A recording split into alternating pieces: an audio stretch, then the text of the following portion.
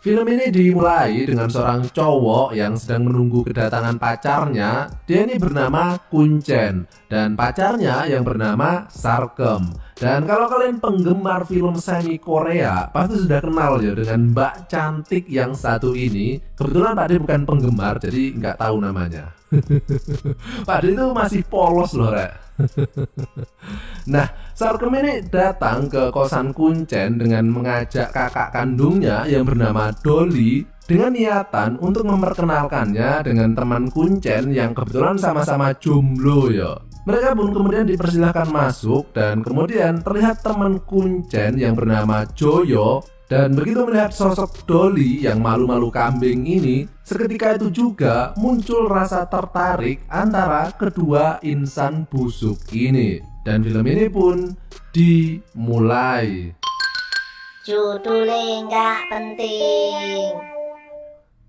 Nah, melanjutkan acara jodoh-jodohan tadi antara Dolly dengan Joyo, kemudian mereka pun menyarankan untuk saling mengenal satu sama lain secara pribadi. Sehingga mereka pun menyuruh Dolly dan Joyo naik ke lantai atas untuk melakukan test drive mesinnya. Dan ntar kalau dirasa cocok dengan perkakasnya baru deal yo.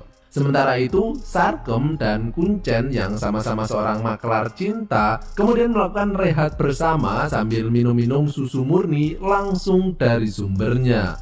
Beberapa saat kemudian, setelah selesai mengocok batang kuncen seperti ini, Sarkem kemudian merasa lapar dan mencoba mencari makanan. Namun Dolly dan Joyo masih belum terlihat turun dari lantai 2 yo. Sehingga Sarkem kemudian mengajak Joyo untuk mencari makanan di luar.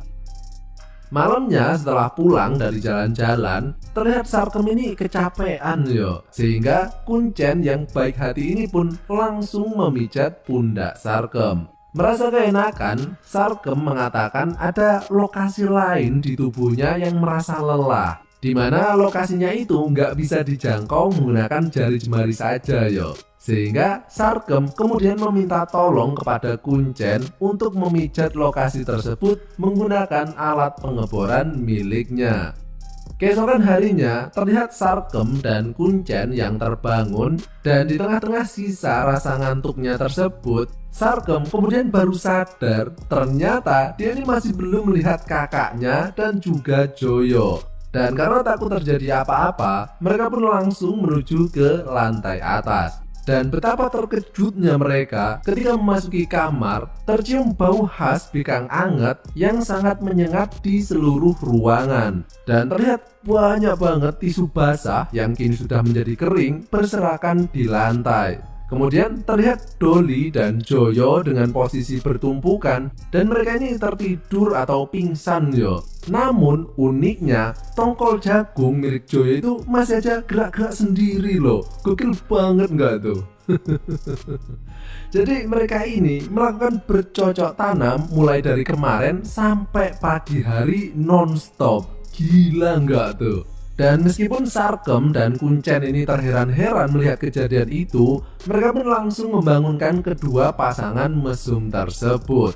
Dan disinilah barulah terlihat efeknya. Seperti yang bisa kalian lihat, Joyo ini kayak orang idiot yo. Dia ini makan aja belepotan karena tangannya itu gemeteran, nggak kuat ngangkat sendok. Dan wajahnya itu juga pucet banget yo. Dimana semua itu disebabkan karena dia ini telah kehilangan semua nutrisi batangnya. Sementara itu berbanding terbalik dengan Joyo, Dolly ini jadi nempel terus ke Joyo karena dia ini sudah merasa kekenyangan yo memakan nutrisi batang Joyo dari kemarin. Joyo kemudian meminta izin untuk istirahat sebentar untuk memulihkan tenaganya. Kemudian Kuncen menyusul temannya tersebut untuk melihat keadaannya. Dan di sini Kuncen bertanya, kenapa Joyo sampai melakukan bercocok tanam secara ekstrim seperti itu yo. Joyo kemudian menceritakan betapa nikmatnya bikang anget milik Dolly sehingga dia ini merasa kesulitan untuk berpisah dari Dolly. Sehingga tanpa sadar tubuhnya ini seperti bergerak sendiri yo. Bahkan sampai sekarang ini Joyo masih saja terngiang-ngiang dengan bentuk tubuh Dolly yang semlohe. Sementara itu, Sarkem juga menanyakan pertanyaan yang sama kepada Dolly.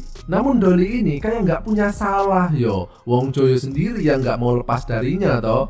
Dia ini tugasnya cuma menerima donor cairan pembibitan saja.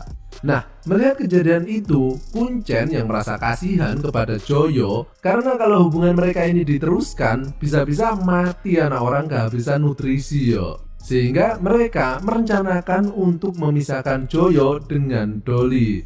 Mulai dari mengurung Joyo di kamarnya, tidak memperbolehkan Dolly datang ke sini lagi, sampai Sarkem ini berniat menjadi pengganti Dolly, menjadi teman tidur Joyo. Namun tentu saja Kuncen yang nggak terima dengan rencana Sarkem tersebut yo. Dan tiba-tiba terlihat Joyo kini sudah sehat ya setelah istirahat sebentar. Sehingga mereka pun mengurungkan rencana mereka.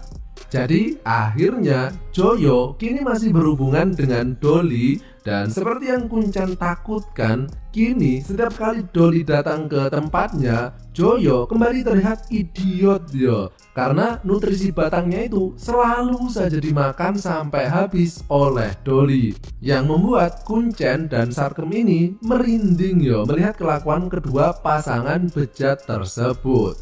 Dan film ini pun berakhir.